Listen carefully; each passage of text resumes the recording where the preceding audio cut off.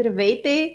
Ние сме Дневник на добрия стопанин. Аз съм Криси Аз съм Деси.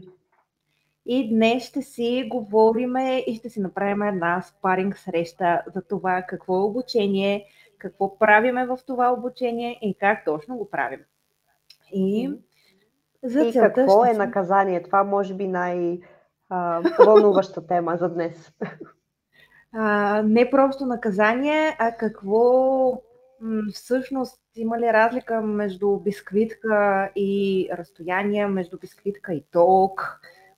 Въобще и такива интересни за нас неща. За целта сме си подготвили едни неща, които вярваме, че на всички ще са ни много полезни, просто защото имаме достатъчно техника и не е нужно да помним наизуст. Те хората си го написали. Добре. Какво всъщност е reinforcement? Много от нас са чували тези положителните треньори или тези с бисквитките, или те положителните. Какво всъщност е reinforcement? Деси, какво ще кажеш ти по въпроса? Какво си чувала?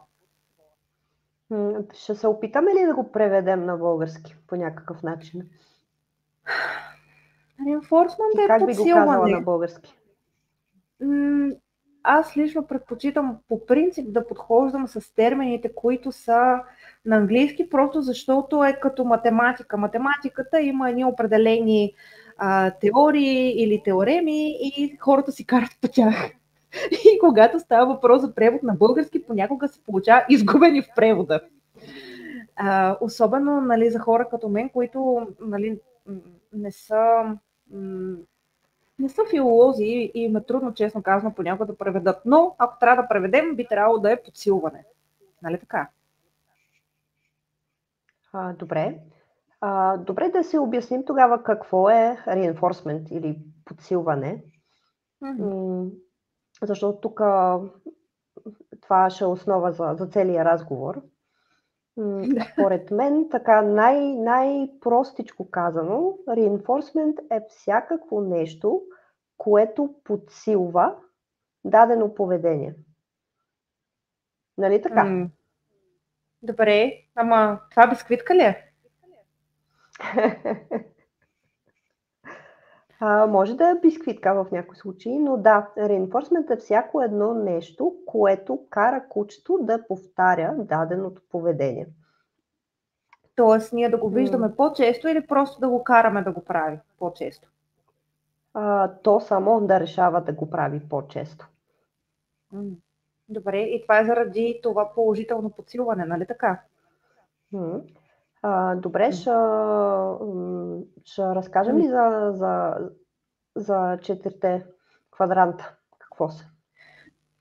Може би първо да си поговорим какво разбираме под подсилване. Какво може да е подсилването, освен бисквитка? Великата бисквитка, която, нали, разбира се, храна имаме предвид тук. Може да е разстояние, може да е играчка, може да е самата игра, може да е тичането, може да е всъщност всяко нещо, което подсилва желаното поведение, нали така?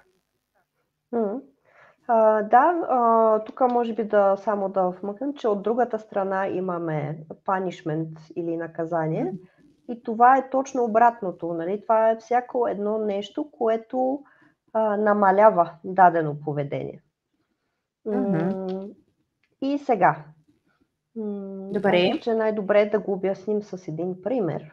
Примерно, ако си викам кучето и всеки път, когато то дойде при мен, аз решавам да го погаля.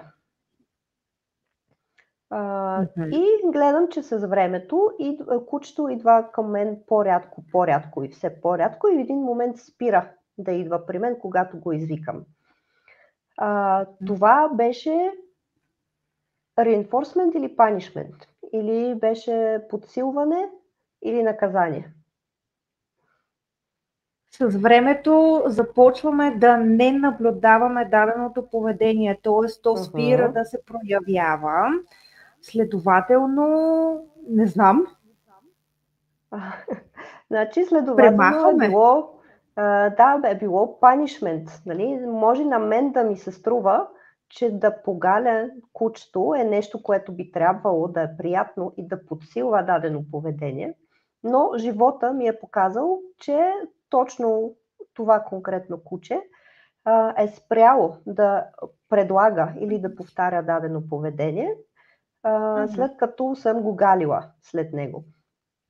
Така Тоест, че по този начин, да, кучето ми е показало, че това да го погаля или физически допир на човек, за него, според него, не е reinforcement и не е награда.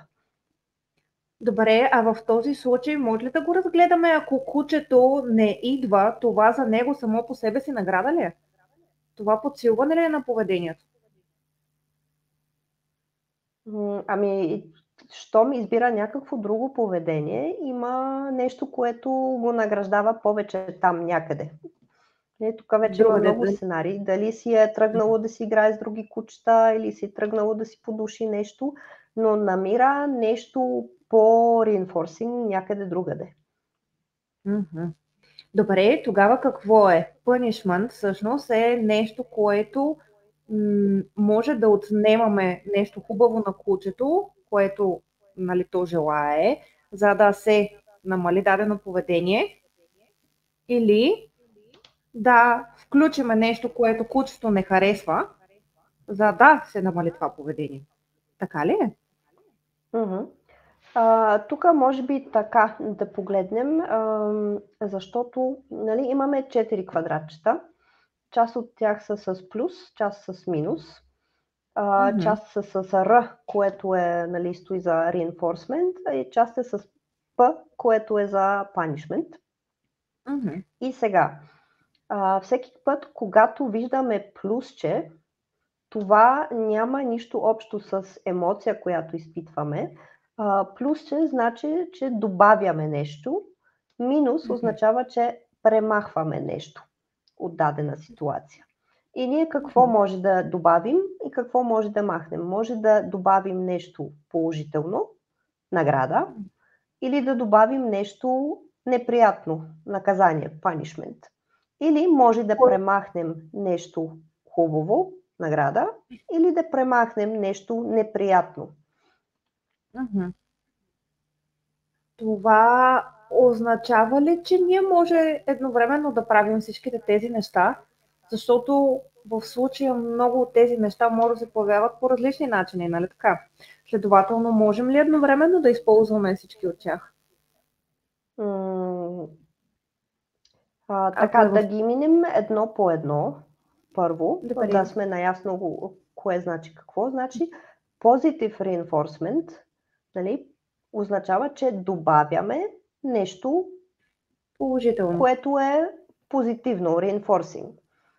Negative reinforcement означава, че премахваме нещо неприятно, за да наградим кучето. Значи награждаваме го чрез махане на нещо. Сега, positive punishment значи добавяме нещо, което е неприятно, което е punishing. И negative punishment означава, че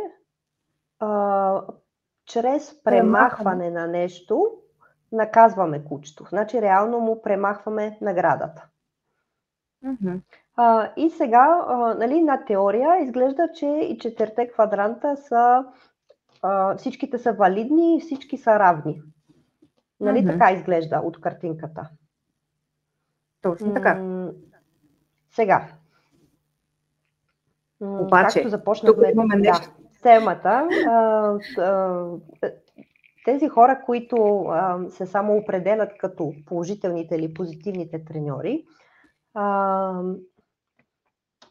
не знам дали нас ще включим в това или не. Това вече е въпрос на преценка. Мисля, че от хората, с които си говориме и с които действаме, защото според мен ще си стане въпрос нататък какво можем да използваме и какво не в определени ситуации, така че мисля, че това вече е друг въпрос. Но да кажем, че има хора, които се самоопределят като позитивни. Да, и идеята тук е, че тези хора, тези треньори използват или нали, държат да използват само едното квадратче, което е positive reinforcement. Награждаване чрез добавяне на нещо позитивно. Нали така? Мгм. Точно така. Това са, нали, най-стриктните. Те даже не Радикални. допускат, да, не допускат negative punishment, което е, нали, наказване чрез премахване на награда. Избягват го даже и това квадратче. От другата страна имаме отбор на така наречените балансирани треньори. На мен не ми харесва много това като Термин. наименование, но така Ще ги определят. наричат. Да. Добре, искаш ли да обясниш какво са балансираните треньори и с какво се различават? Балансираните треньори всъщност са група от хора, които доскоро, всъщност до няколко години, от тях също имаше доста радикални, които използват всъщност само наказание, т.е. само positive punishment, ако не ме бъркам логиката. Като те смятат и вярват, че тези радикалните, че чрез наказание всичко кучето ще може да разбере и по този начин ще се изгради дадено поведение. Тоест, изчакват кучето да сбърка, коригират го и кучето би трябвало на теория да разбере, че е сбъркало и повече, нали, да не го повтаря това поведение. Всичко е много хубаво до момента, в който вече официално нямаме в световен мащаб тези балансирани хора, група от хора, тим и въобще ще ги наречем група от хора, които се наричат балансирани. Те използват до голяма степен всички квадратчета, които виждаме в момента, като за тях в зависимост от ситуацията се прилага както така наречената корекция, която ние супер много сме чували в жаргон и която обаче си има основания, която може да е negative reinforcement или positive punishment, но и същевременно могат да дават награди, но и да ги отнемат. Тоест, те реално използват всичките квадратчета в своето обучение, независимо от това дали е на основно ниво или в някакъв друг аспект, като спортен, като поведенчески модификации и така нататък. Така че всъщност балансираните използват всичко. Нали така? Да, докато позитивните използват само едно квадратче. И тук се появява един много добър въпрос. Защо? Дали всичките квадратчета са равни и ако са, защо да не ги използваме всички? Нали? Те всички са там в теорията и всичките си работят по дефиниция. Нали? Reinforcement е всичко, което подсилва дадено поведение, значи си работи по дефиниция. И същото важи и за punishment. Това е всичко, което намалява дадено поведение и си работи по дефиниция. Тогава защо някои хора, и то доста голяма група, нали, позитивните треньори, си дават допълнителен труд и защо използват само едно квадратче и зарязват останалите? Именно. Защото позитивните, то идва и от всъщност и от тяхното име. Позитивните гледат всичко да им е позитивно. Не, шегувам се, разбира се. Идеята е, защото дадено поведение много повече пъти може да се повтори и да се наблюдава, ако желанието на животното е изпълнено. Нали така? Тоест да може да го подсилим. Защото ние какво сме? Ние винаги ще имаме нещо, което се стремим към него, ще го желаеме и съответно ще го подсилим, за разлика, ако то ни се отнема. Следователно няма да се опитваме да го направим. Добре. Сега може би ще задам въпроса малко по-различен начин. Защо предположение, че punishment, наказание, работи по дефиниция, защо изобщо да го избягваме в обучението? Какви са рисковете? Има ли изобщо рискове в прилагане на наказание в обучението? Да го разгледаме от всяка гледна точка. Може би така е най-честно. Да започнем с балансираните. Балансираните, те не го избягват, защото вярват, че то ще намалее даденото нежелано поведение. Нали така? Обикновено с какво работиме?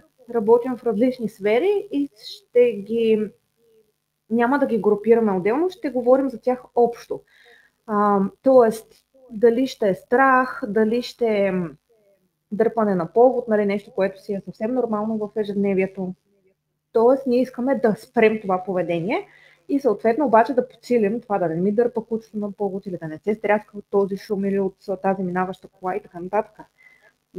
Тоест, ако обаче гледаме само от положителна гледна точка, защо само да не подсилваме това, което искаме да видим? Защо не подсилваме спокойствието, което виждаме от кучето, независимо, че може да го е страх в някакъв момент от тази кола или иска да дърпа към този кокъл на пътя. И всъщност ние да подсилваме само и единствено това, което искаме да видим, т.е. нещата, които са от значение за нас хората. И за нас хората ли са от значение или за кучето? Така, мисля, че тук, нали, като говорим за наказание, защото има един отбор от хората, които казват просто, че наказанието не работи. Нали така? Което според мен не е честно. Наказанието, както и reinforcement, както казахме, то си работи по дефиниция. Но тук стигаме до този въпрос, дали е редно да използваме нещо само защото работи или само защото е ефикасно. И дали има някакви рискове, свързани с това. Аз малко, нали, връщам въпроса на там, защото имам чувство, че отбора на така наречените балансираните, когато говорят за наказанието, нали, те подчертават колко е ефикасно, обаче много малко от тях честно споделят какви рискове включва. И тук говорим примерно за разрушаване на връзката между човека и кучето. Разбира се, тук има степени. Нали? Ако се скарам на кучето си веднъж, обикновено няма някаква драма. Но ако това е метод, който аз редовно прилагам в комуникация с моето куче, то може доста бързо да направи някаква негативна връзка с мен, да почне да се страхува от мен или да е несигурно какво да очаква от мен. Нали така? Има и други рискове,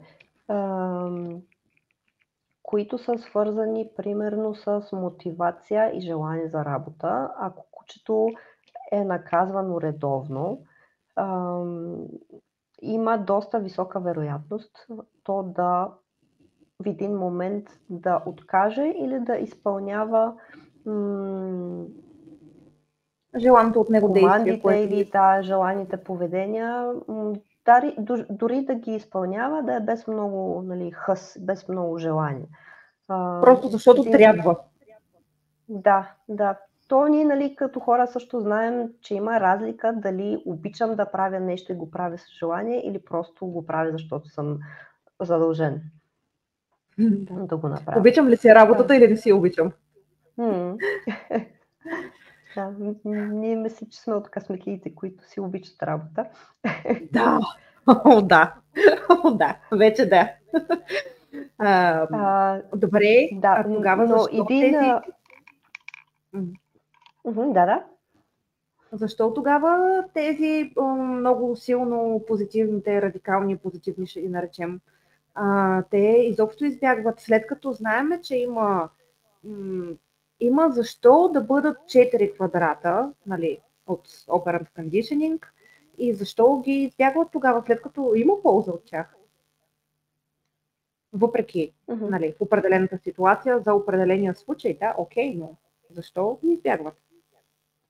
Мисля, че точно заради това, заради тези рискове, които другия отбор наистина не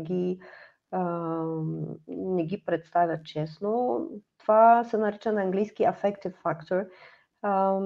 И това са всички тези емоционални състояния, които могат да се случат след наказанието. И тук, разбира се, всичко зависи от кучето и е доста индивидуално, но има много кучета, които са чувствителни. И наистина това да са наказани няколко пъти, да не говорим за това да са наказани физически, може да наистина да ги пречупи един вид и да намали сравнително тяхното желание за кооперация с човека, за работа. В много екстремни случаи, не казваме, че винаги ще стане така, защото не е така, но има риск в някои случаи да се появят даже и някакви поведенчески проблеми. Някакъв вид тревожност, някакъв вид реактивност. Страхове. Свързани с неправилно извършени корекции или неправилно приложено наказание. Има кучета, които ако са наказвани, могат да направят асоциация с нещо, което е случайно. Примерно, ако кучето лае, нали така, аз го накажа в този момент, примерно ще го ударя, но в този момент си минава кола пред него, кучето може да направи тази негативна връзка не с мен, а може да я направи с колата, която е преминала. По този начин, примерно, може съвсем случайно да създадем някаква фобия, свързана с коли, които нямаха нищо общо с оригиналната ситуация, но кучето е направило някаква случайна връзка с първото нещо, което е видяло в момента, в който беше приложено наказанието. Което пак не е нещо, което се случва много често, но трябва да си кажем честно, че съществува и може наистина да се случи. И е много важно да уточниме, просто много ми се иска да уточниме, че реално наградата, отново повтаряме, тя зависи от самото куче. Тоест, тук позитивните да не ги свързваме само с някакви бисквитки. Тук наградите могат да са съвсем различни и зависят от кучето. Някои обичат да си играят с играчки, други се въодушевяват от тичане, трети много обичат да бъдат до собствениците си и така нататък. Корекция, наказание, punishment като цяло, да използваме английските думи, може да е всичко, което кучето счита за такова. Тоест за едно куче това може да е докосване, както беше преди малко в примера, който даде Деси, но може и да е силен шум на клаксон, ако е направил такава асоциация или ако е стресиращо достатъчно за самото куче. Така че просто е хубаво да знаем, че има много широка гама от подсилвания и от наказания. Или reinforcement и punishment. Да, и тук любимия ми пример, малко да обърнем нещата, как едно лакомство може реално да стане наказание. И пак ще използваме пример с това, че си привиквам кучето в парка. Да кажем, че то си играе с други кучета, много му е забавно. Аз го викам и давам му лакомство. Може да се окаже, не за всяко куче, има кучета, които са много лакоми и всяка трошинка на някакъв вид храна е най-голямото удоволствие за тях. Обаче има кучета, за които това няма да е никак конкурентно с забавна игра с други кучета. И аз мога да си мисля, давам наградка, значи награждавам. Не. Кучето може да остане разочаровано. Ако гледам с времето, че всеки път, когато викам кучето, му давам наградка и то спира да идва при мен, значи аз реално не го награждавам, не подсилвам това поведение да идва при мен, а го наказвам. Няма значение, че използвам бисквит. Всъщност правим това, нали? Добре. Затова тази връзка, която много хора са направили между позитивните, положителните треньори и бисквитки, за съжаление няма нищо общо с реалността.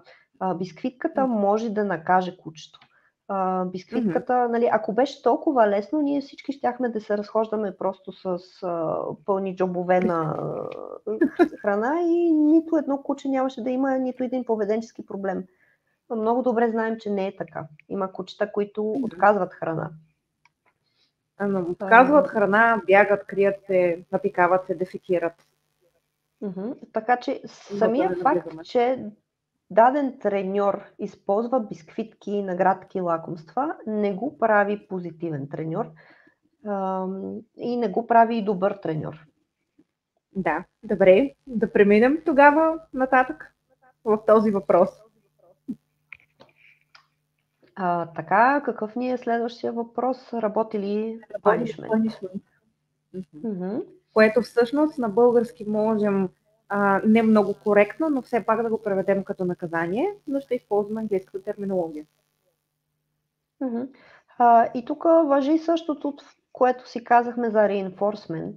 Punishment работи. Да, работи по дефиниция. Всяко едно нещо, което намалява дадено поведение, е punishment. И тук няма значение дали съм решил да кръщя, да ударя кучето си или да му подам бисквитка. Щом намалява дадено поведение, е punishment. И работи. Да, защото точно така, много хора, тези, които са последователи на позитивните треньори, като чуят думата punishment, независимо дали е на българска територия или на световна, като ние може би през целия разговор по-скоро визираме световен мащаб, значи като чуят punishment и така им стават косите, като на мен в момента. Не разбирам защо е така. Смисъл, след като разбираме основните неща, защо е толкова драматично това определение? И кой го е наложил? Смисъл, защо?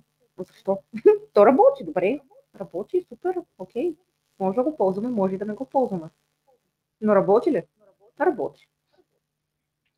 Мисля, че тук има нещо в общо съзнание на хората, че за тях punishment, това са въпроси, които ние много често чуваме. Хората имат една представа за наказание, за punishment, което няма нищо общо с обучението реално. И те си представят punishment като примерно аз днес няма да дам храна на кучето си. Или това. Да, абсолютно. Или това.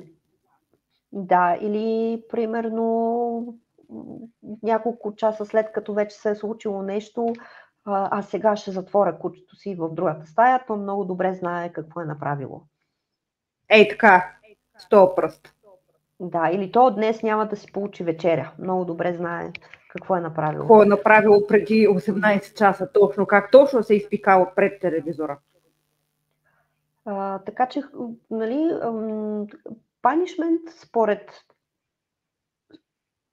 такъв обикновен собственик на куче, това е нещо неприятно, някакъв дискомфорт, който нарочно му създаваме, за да го накажем, докато то би трябвало да е... Връщаме пак тук. Да. Това нещо, което се случва директно след дадено поведение, което го намалява. И не искаме то да се повтаря. А това в полза на кучето ли е? Или на нас? В някои случаи може да е чисто за безопасност на куче. Ако искаме, примерно, то да не пресича през булеварда, искаме да накажем това поведение, от това може да зависи живота на кучето. Да, но то трябва...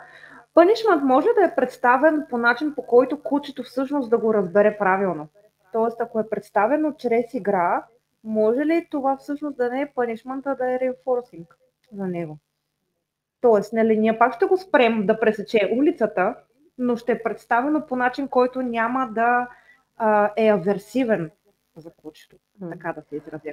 Защото punishment е намаляване на поведение. Да, примерно, ако искаме кучето да не пресича булеварда, имаме няколко, ние може да си използваме всичките квадратчета. Може, примерно, да награждаваме кучето за това да чака или да спира. и това да си работи добре.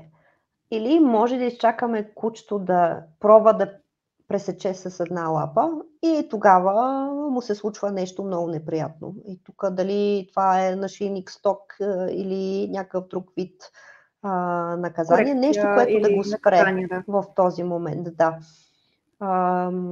Нали, може да се използваме абсолютно всичките квадратчета по принцип, но тук трябва да знаем, че много важен е тайминг. Тоест, консеквенциите на дадено поведение трябва да се случат веднага. Ако Последиците закъснеем, от даже дадените малко... поведения. Да, точно Нали така. така? Ако закъснеем даже няколко секунди, то нито reinforcement, нито punishment няма да има този ефект. Няма да имат никакво значение всъщност за кучето.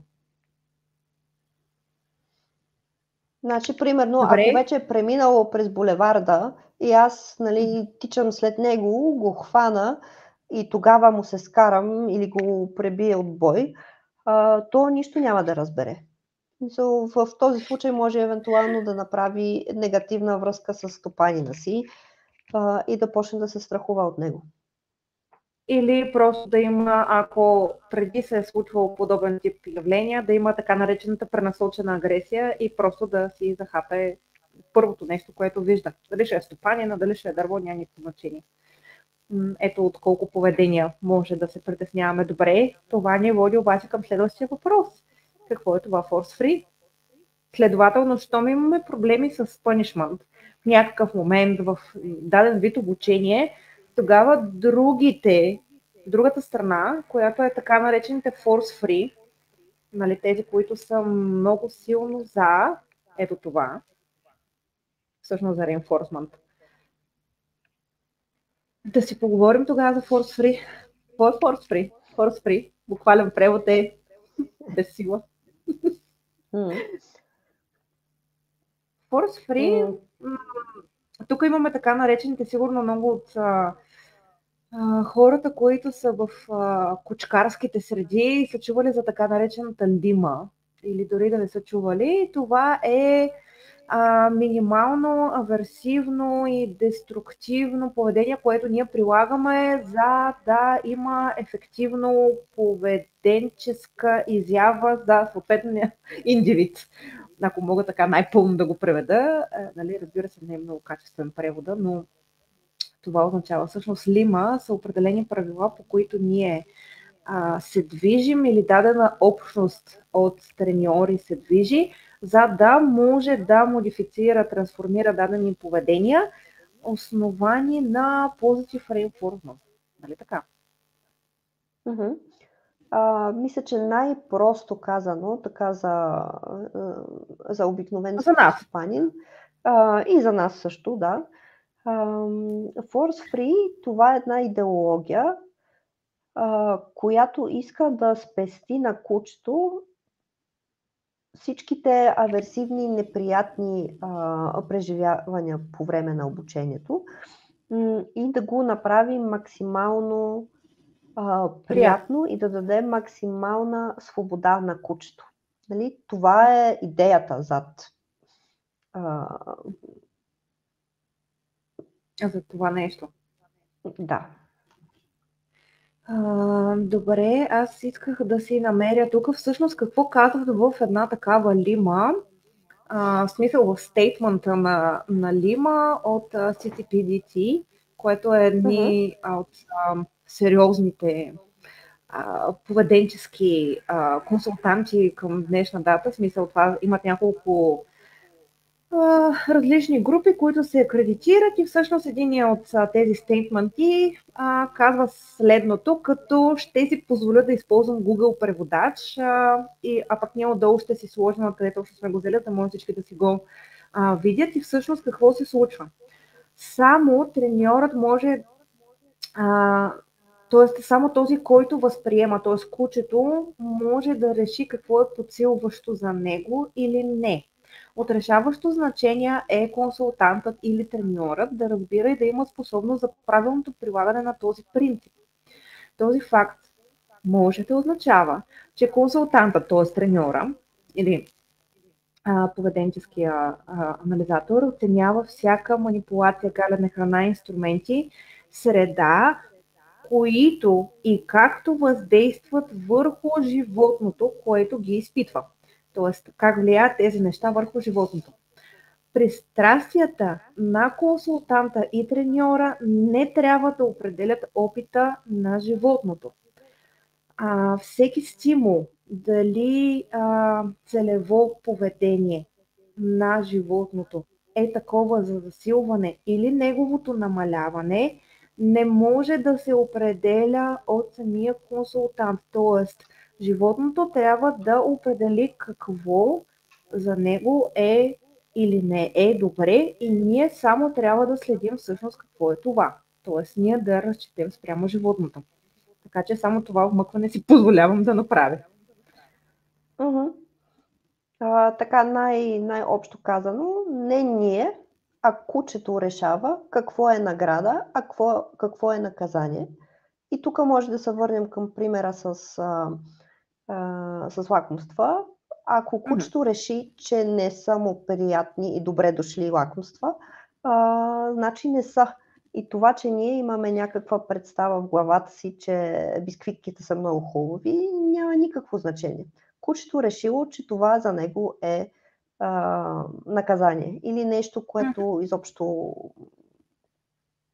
не го привлича. Нещо, което ние използваме, но за кучето е неподходящо. Това не ни ограничава само до материалната база, това ни дава всъщност и възможност както за психологическо въздействие, например викане, заплашителни размахвания на ръце. Или едно време, може би преди 15-20 години имаше много сериозни аверсивни тестове за поведението на кучетата в България и навън, които всъщност слагат кучето в една стая и просто трябва да ходиш заплашително към него и да видиш дали кучето ще реагира или ще замръзне. Нали, познайте какъв е този тест. Така че всъщност за някое куче, което е стабилно, това няма да е проблем, но за друго, поставено в същата ситуация, от същия човек, ще е ужасяващо. Така че всъщност какво е force free и защо толкова го плюят? Ще използвам жаргон. Според мен самата идея е нещо наистина красиво, защото ние като хора наистина, според мен, сме длъжни, като си взимаме куче, да направим всичко възможно живота му да е максимално положителен. Иначе нали, какъв е смисъл да си взимаме куче? И сме длъжни нали, да се грижим за него, да не го насилваме и така нататък. Но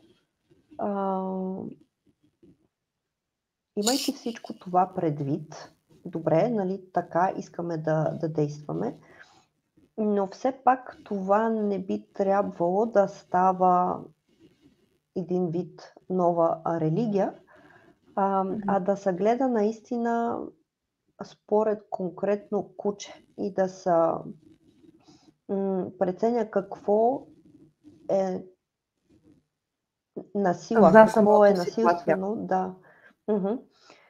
Тук мога да дам още един пример. Ако кучето е направило някаква беля, няма значение каква, и аз решавам да го накажа чрез това, че ще му се скарам, нали, с повишен тон.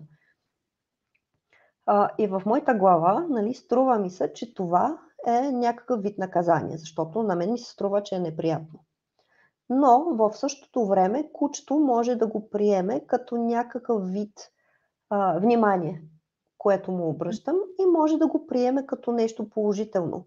Може да не е любимата награда, но все пак стопанина обърна ми внимание на мен, нали, почна да се занимава с мен, вика, даже ми става забавно, нали, има екшън. Това за много кучета ще стане нещо като награда. И на мен ми се струва, че аз наказвам кучето, в същото време дадено поведение не намалява, защото кучето почва да го повтаря, точно заради това, че аз реагирам по някакъв начин. Да.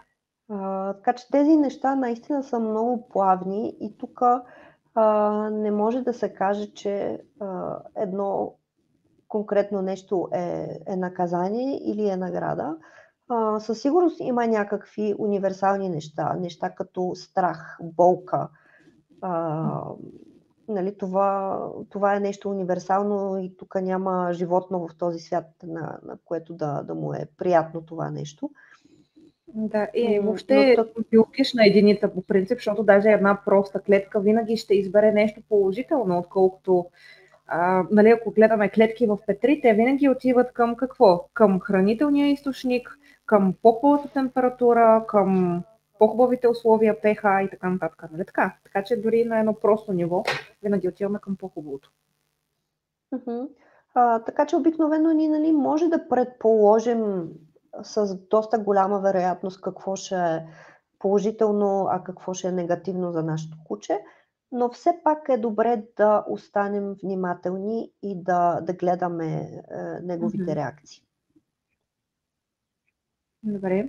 Защо треньорите, които се определят като force free, се противопоставят на punishment, което всъщност, както разбрахме, е намаляване на поведението, което не желаем да се проявява, ако то е толкова ефективно според така наречения отбор на балансираните?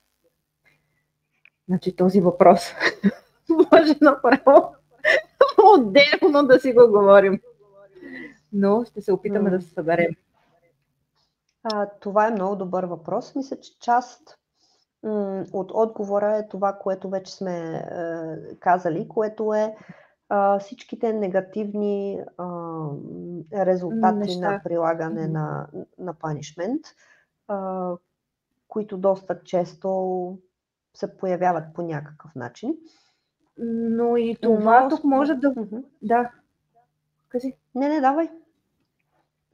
Просто ми се искаше да акцентираме, че тук е много важно хубаво хората да могат да разграничават всъщност какво желаят от кучето и да се поставят едни такива истински цели, защото ако твоето куче е, да кажем, много разпространено в България, неселектирано куче, което се очаква да бъде със сериозен драйв. Обаче ти искаш да го заведеш на изпит, нещо да го тренираш малко по-така, мъжкарската. Хубаво да е, обаче това за него е преса. Нали? Пак използвам жаргон. Тоест за него това е punishment. Тогава ще дойдат едни force-free хора и ще ти кажат, брат, сестра, нали, тук нещата не са такива, не е окей да го правиш, обаче от другата страна ще се чуе, че нищо не разбираш от това, трябва да е кучето трай. Обаче да се върнем от там, че те са неселектирани, това за тях е punishment. Така че просто лек акцент с гените искам само да вмъкна и с селекцията. Но, да, може да продължиш мисълта си. Да, тук, нали, това също е доста важна подробност, че генетично стабилно куче е доста по-способно да се справи с панишмент в обучението и то може да е ефективно средство в обучението, докато кучето, което не е толкова емоционално стабилно, може след прилагане на наказание да изпада в някакви състояния, които искаме да избягваме. Но това е според мен... Кои са тези състояния? Тук казахме, нали, за страх, за тревожност, за по-ниска мотивация за работа, в екстремни случаи избягване на контакт с човека или отказване да участва в тренировки. Добре, може би малко повече е добре да опишем, защото хората, чувайки тези неща, да, те някак си ги чуват, обаче минава от едното пред другото ухо. И всъщност какво е изразяване на страх? Страх много често в висшата си форма е уриниране или дефекиране пред дадено аверсивно действие от нас към кучето. Друга изразяване на страх е лай, зъбене. Често това е език на тялото, който доста хора познават. Захапването. Нали? Това вече е много ясно. Какво означава обаче още е страх? Нали? От гледна точка на фобия, това означава може да е замръзване. Може кучето просто да се сниши в някакъв ъгъл и да не може да мръдне оттам. Буквално да се парализира от страх. Какво още може да видим? Може да видим куче, което до такава степен му се участява ритъма, сърдечния ритъм, че може да получи дори инфаркт. Нали, това са абсолютно реални неща. Така че Да, има здравословни проблеми, които са причинени от нали, страха, фобии, психически дискомфорт и така нататък. Да, дори така наречените към момента много се дискутират посттравматичен стрес при кучетата, както и да звучи на хората, той си съществува и това е след проява на дадено травматично събитие, което може да се изразява в хиляди неща и да е заради хиляди причини, но ето, съществува факт. Така че, защо треньорите force free се противопоставят на punishment? Просто защото Да, но освен всичките тези причини, които нали, изброяваме, които не са малко, нали, според мен и те са предостатъчно, за да се замислим поне преди да прилагаме punishment. Но има и друго нещо според мен, защото за някои хора нали, самия факт, че нещо е ефективно или работи, не е достатъчно. Според мен, просто да го прилагаме. Трябва да гледаме цялата картинка. Има хора, които използват този факт, че това е част от теорията на обучение, нали, че това работи и може да го прилагаме като извинение, за да наистина използват сила върху кучето си. И това, разбира се, не говорим за добри треньори. Това никога добър треньор няма да го направи. Но има някаква група треньори, които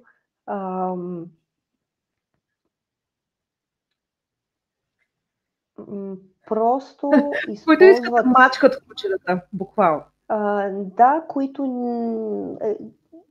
един вид, нали, не искам... Добре, нали, не казваме имената или нещо подобно, но има хора, които са доста брутални в тренировките си, което никак не е необходимо.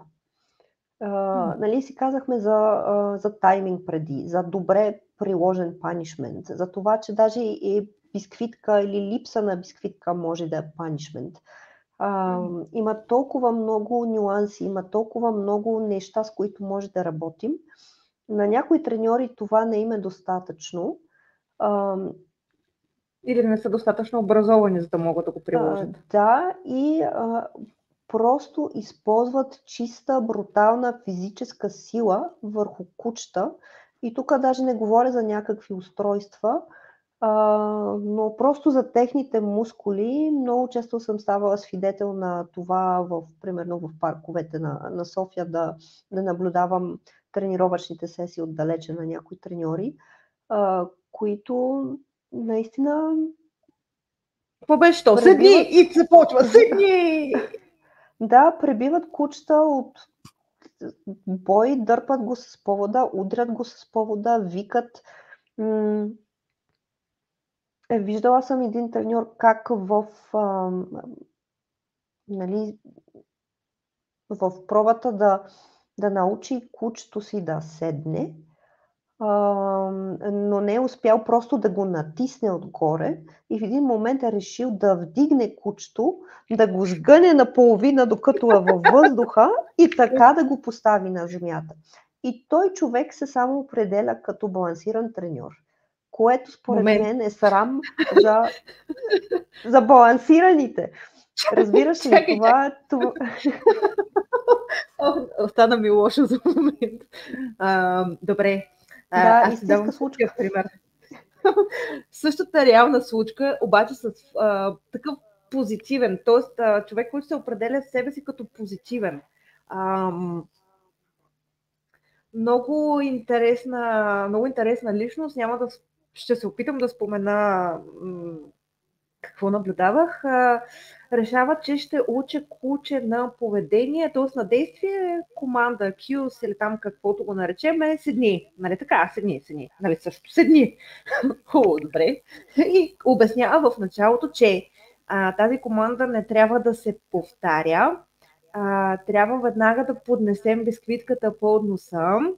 Подчертавам, че е бисквитка и че само с това може да се работи. И всъщност последствие, нали, това в действието, което този треньор извършва, е седни на ти тази бисквитка. Седни на ти тази бисквитка. Така че това е човек, който също се определя като положителен или такъв, който не използва наказания. И в един момент се питаш какво се случва в този свят. И къде съм аз, къде сте ви? Не знам просто. Да, затова мисля, че това движение Force Free се е появило като един вид... Като алтернатива на нещо. Имаме коментар от публика.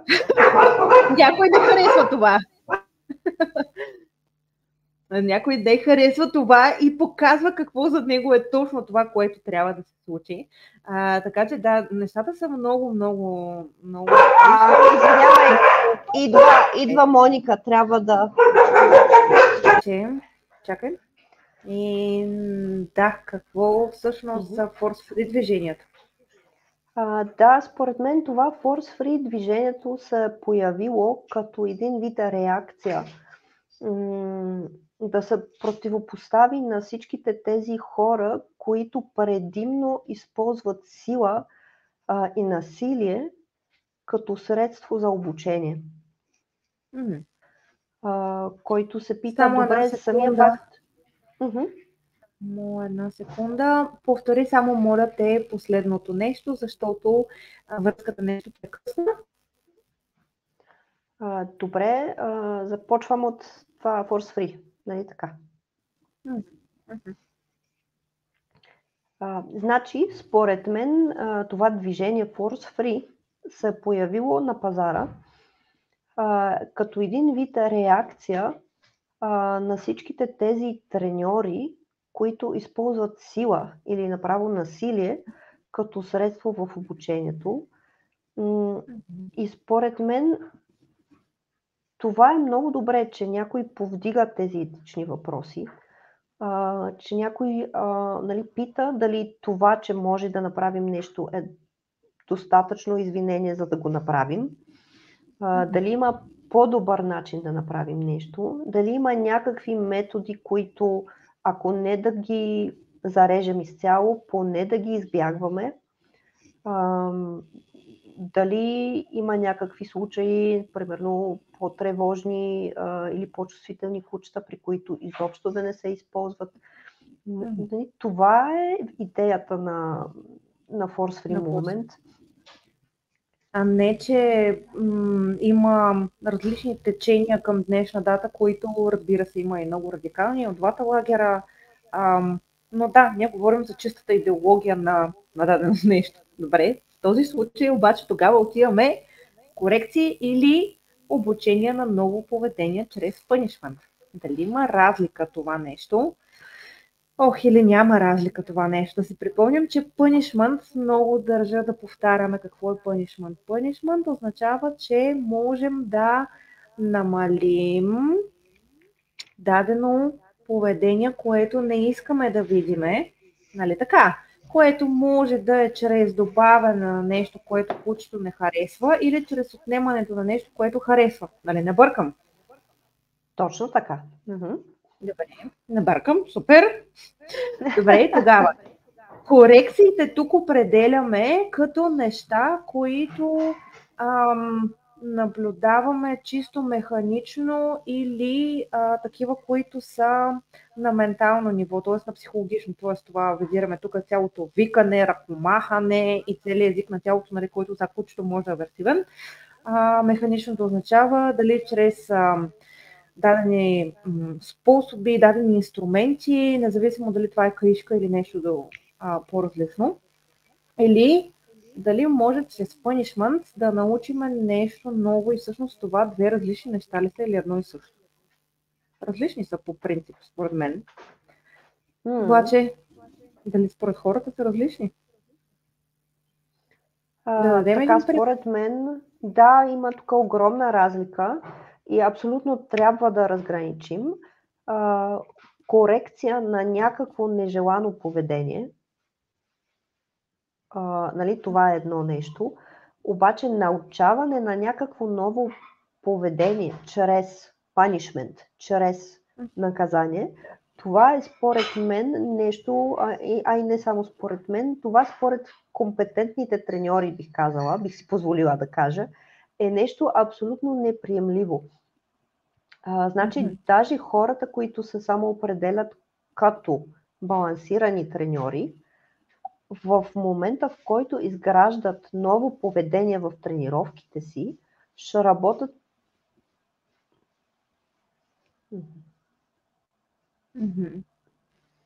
Добре, това означава ли обаче, че когато искаме да спрем някакво поведение, може да използваме корекция, като вид punishment, но за научаването на ново поведение по-скоро може да използваме някои от другите квадранти. Като прости собственици. И всъщност, да, можем.